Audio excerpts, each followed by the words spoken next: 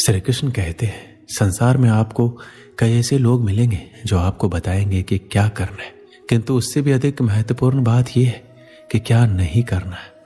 आज मैं आपको ऐसे ही 3 बातें बताने वाला हूं जो आपको जीवन में नहीं करनी है। पहली बात, आनंद में कभी वचन मत दो। आनंद आपके तर्क को हर लेता है और फिर आनंद में दिया गया ये वचन बाद में गले की फांस बन जाता है।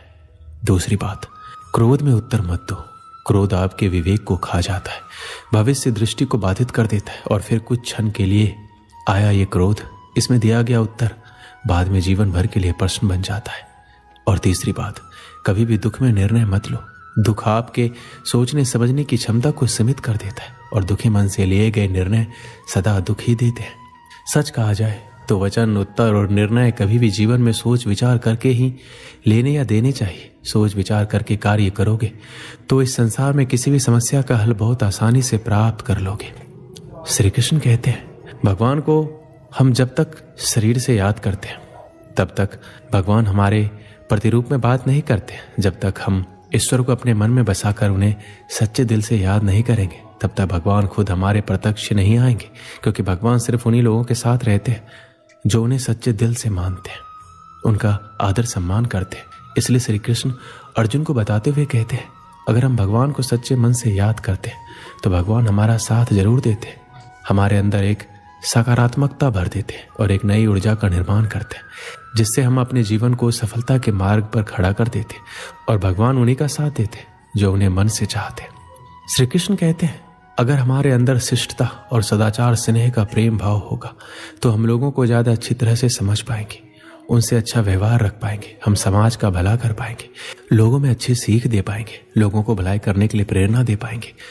अगर हमारे अंदर सदाचार और प्रेम भाव की भावना होती है तो पूरी दुनिया हमारे साथ होती है, पूरी दुनिया हमारे लिए खड़ी रहती है, क्योंकि हम जितना ज्यादा प्रेम भाव लोगों के प्रति रखेंगे उतना ही प्रेम भाव लोग हमें देंगे। प्रेम भाव से दुनिया का अस्तित्व है और प्रेम भाव से ही दुनिया का विनाश है। प्रेम भाव के बिना जीवन असंभव है, क्योंकि अगर लोगों के बीच प्रेम भाव नहीं होगा तो लोग एक दूसरे को कभी नहीं समझ पाएंगे, एक दूसरे में ईर्ष्या की भावना को पैदा करके इस पूरी सृष्टि का विनाश का कारण बनेंगे।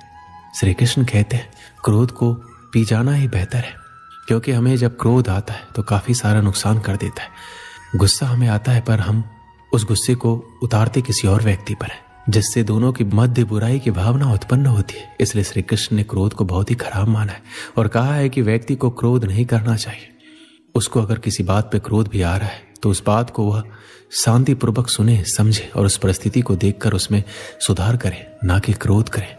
क्रोध एकमात्र ऐसा जरिया नहीं है, क्रोध से कुछ भी हासिल नहीं होता है, ना ही कुछ सुधार होता है, क्रोध से सब कुछ बर्बाद होता है। इसलिए क्रोध ना हम कभी करें ना करने दें। इस बात को अगर जीवन में अपना लिया तो आप लोगों को कुछ नए नजरिए से देखेंगे, जिससे एक नई ऊर्जा उत्पन्न होगी और इस ऊर्जा से आपके जीवन पर बहुत ही गहरा प्रभाव पड़ेगा और आपकी जिंदगी काफी हद तक निखर कर सामने आएगी। श्री कृष्ण कहते हैं, जिंदगी में त्याग बहुत अहम भूमिका निभाता है। जो व्यक्ति त्याग करना जानता है वो अपने जीवन में वह सब कुछ पा लेता है जिसकी वह चाह रखता है। वह ऐसे मुकाम पर पहुंच जाता है जहां पर कभी वह जाने की सिर्फ सोचा करता था। ऐसे मुकाम को हासिल करने के लिए हमें अपनी जिंदगी में काफी कुछ छोड़ना पड़ता है। हमें अपने ऐशो आराम और अपनी रोजमर्रा की जिंदगी को छोड़कर कुछ ऐसी जिंदगी को अपनाना पड़ता है जिसको हम कभी जीना नहीं चाहते, पर उस जिंदगी को जीकर हम अपने आने वाली जिंदगी को इतना बेहतर बना लेते हैं कि पूरा जीवन सफल हो जाता है। इसलिए श्री कृष्ण कहते हैं, जीवन में त्याग करते रहना जरूरी है। अगर हम त्याग नहीं करेंगे तो इस जीवन का कोई उद्देश्य नहीं रहेगा। जीवन में त्याग करना जरूरी है। त्याग से हमारे खुद में परिवर्तन होता है और जिंदगी में सुधार होता है, इसलिए त्याग करते रहना चाहिए। श्री कृष्ण कहते हैं, हमारे कर्म ही हमारा परिणाम होता है, क्योंकि जैसे करनी वैसे ही भरनी। जैसा हम कर्म करेंगे वैसा ही हम पाएंगे। जीवन में कभी भी लक्ष्य को प्राप्त करना हो तो व्यक्ति 2 भाग साथ लेकर चलता है। पहला अपने लक्ष्य को पाने का निश्चय और दूसरा अपने लक्ष्य तक पहुंचने का मार्ग। सब यही करते हैं, किंतु सब अपने लक्ष्य को प्राप्त नहीं कर सकते। क्यों? क्योंकि लक्ष्य न मिल पाने की स्थिति में व्यक्ति को कुछ बदलना होता है। कुछ अपना निश्चय बदल लेते हैं, कुछ अपना मार्ग। जो अपना मार्ग बदल का प्रयास करते हैं उन्हें सफलता प्राप्त हो ही जाती है, किंतु अपना निश्चय बदलने वाले सफलता का स्वाद कभी नहीं चख पाते। इसलिए अपना निश्चय कभी मत बदलिए, क्योंकि निश्चय खो देने पर चंद्रमा भी पूर्णिमा के दिन ग्रहण पा जाता है। अपना निश्चय बनाए रखें, आपको सफलता अवश्य मिलेगी। श्री कृष्ण कहते हैं हमें अपने परिश्रम पर विश्वास रखना चाहिए। अगर हम अपने परिश्रम पर विश्वास रखेंगे तो हम कभी भी हार का सामना नहीं करेंगे। अगर हम अपने कर्म, परिश्रम, मेहनत पर अटूट विश्वास रखकर उसमें कायम रहेंगे तो हमें उससे बहुत अच्छे परिणाम मिलेंगे। वह परिणाम आपको जीवन जीने में बहुत आसान होंगे, क्योंकि एक परिश्रम ही है जो एक रंग को राजा बना देता है और राजा को रंग बना देता है। अगर आप परिश्रम और सही निर्देश और सही दिशा में काम करते तो जीवन में सफल होना पक्का ही है। पर अगर आप अपने परिश्रम पर विश्वास नहीं रखते तो उसमें आप धोखा करते हैं, तो आप याद रखना कि आप धोखा भी खुद के साथ कर रहे हो। इससे ना ही किसी और की जिंदगी बनेगी और ना ही कुछ होगा। आप धोखा करोगे तो खुद के लिए। इसलिए अपने परिश्रम पर इतना विश्वास रखें कि आप जो कर रहे हैं वह आपको एक ऐसा परिणाम दे जिसकी आपने कभी अपेक्षा नहीं की होगी। बहुत समय पहले की बात है, जंगल के किनारे एक छोटा सा गांव था। जंगल में जंगली जानवर बहुत अधिक मात्रा में थे, इसलिए गांव के लोगों को पेड़ पर चढ़ने का ज्ञान होना अति आवश्यक था, ताकि जंगली जानवरों से सामना होने पर वो पेड़ पर चढ़कर अपनी जान बचा सके। जो लोग जंगल में लकड़ियां काटने जाते थे उनके जंगली जानवरों से दो चार होने की अधिक संभावना थी, इसलिए वो लोग पेड़ पर चढ़ना अवश्य सीखते थे। उस गांव में एक बुजुर्ग सज्जन रहा करते थे। सब लोग उन्हें बाबा बुलाते थे। वो पेड़ पर चढ़ने की विद्या में माहिर थे और लोगों को पेड़ पर चढ़ने का प्रशिक्षण दिया करते थे। गांव के अधिकांश लोग उनसे ही प्रशिक्षण प्राप्त करने जाया करते थे। एक दिन बाबा ने उन युवकों के समूह को बुलाया जिन्हें वो पेड़ पर चढ़ने का प्रशिक्षण दे रहे थे।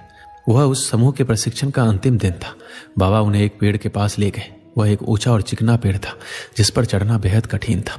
बाबा युवकों से बोले, आज तुम्हारे प्रशिक्षण का अंतिम दिन है। मैं देखना चाहता हूं क्या तुम लोग पेड़ पर चढ़ने में माहिर हो गए हो। इसलिए मैं तुम्हें इस चिकने और ऊंचे पेड़ पर चढ़ने की चुनौती दे रहा हूं। यदि तुम सब इस पेड़ पर चढ़ने में सफल रहते हो तो दुनिया के किसी भी पेड़ पर आसानी से चढ़ सकते हो। बाबा की बात सुनकर सभी युवक उत्साहित हो गए। वो पेड़ पर चढ़ने के लिए एक पंक्ति में खड़े हो गए। सबसे पहला युवक पेड़ पर चढ़ने लगा और बड़ी ही आसानी से पेड़ पर चढ़ा और फिर नीचे उतरने लगा। उतरते समय वो आधे रास्ते में था। तब बाबा बोले, सावधान, आराम से संभल कर उतरो, कोई जल्दी नहीं है। उस युवक ने वैसा ही किया। वो आराम से सावधानी से नीचे उतरा।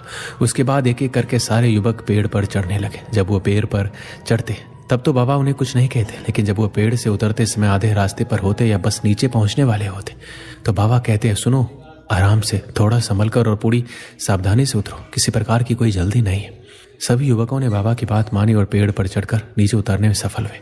सब बड़े खुश थे, लेकिन एक बात उन्हें खटक रही थी और ये थी, बाबा ने उन्हें पेड़ से उतरते समय ही सावधान रहने को क्यों कहा, पेड़ पर चढ़ते समय क्यों नहीं। उन्होंने बाबा से पूछ लिया, बाबा, इस पेड़ की सबसे ऊपरी शाखा पर चढ़ना सबसे कठिन था, लेकिन आपने उस पर चढ़ते समय हमें संभल कर रहने को नहीं कहा। लेकिन पेड़ से उतरते समय जब जमीन की दूरी बहुत कम रह गई थी तब आपने हमें संभल कर और सावधान रहने को कहा, ऐसा क्यों।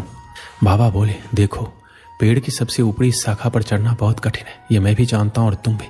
इसलिए मेरे बिना बोले ही तुम पहले से ही सतर्क थे। ऐसा हर किसी के साथ होता है। कार्य के प्रारंभ में सब सतर्कता से ही आगे बढ़ते हैं, किंतु सतर्कता और सावधानी में चूक तब होती है जब हम मंजिल के समीप होते हैं। तब हमें लगने लगता है कि हमारा काम तो पूरा होने को है, मंजिल अब दूर नहीं, और वहां हमारा ध्यान भटक जाता है और हम गलती कर जाते हैं। इसलिए हमेशा याद रखो कि मंजिल के नजदीक पहुंचने और यथार्थ में मंजिल पर पहुंचने में बहुत फर्क है। युवकों को बाबा की इस बात से जीवन की एक बड़ी सीख प्राप्त हुई। हमारे जीवन में भी कई बार ऐसा होता है, किसी काम को पूरा करने के कगार पर होकर भी हम उसे पूरा नहीं कर पाते। अंतिम क्षणों में कुछ गड़बड़ हो जाती है और हम पछताते रह जाते हैं। अंतिम क्षणों की जरा सी असावधानी से हमारा पूरा काम बिगड़ जाता है। इसलिए ऐसा होता है क्योंकि मंजिल के करीब पहुंचकर हम अपना धैर्य खो देते हैं। धैर्य खोने के बाद हमसे चूक हो जाती है। इसलिए जब तक मंजिल तक ना पहुंचे धैर्य बनाकर रखें।